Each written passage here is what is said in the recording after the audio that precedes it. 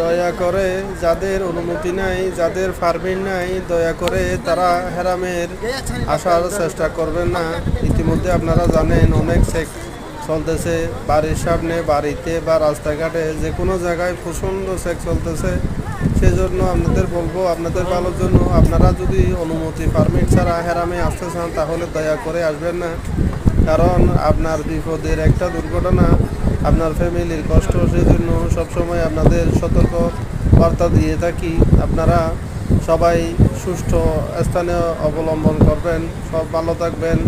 কারণ ইতিমধ্যেই প্রচণ্ড চেক চলতেছে, এই আপনারা জানেন হয়তো। সেজন্য বলবো যাদের পারমিট নেই, অনুমতি নেই, তারা হেরামের আসার চিন্তা ভাবনা করতেছেন বা উমরা করবেন, হজ করবেন, আসলে দয়া করে আসবেন না।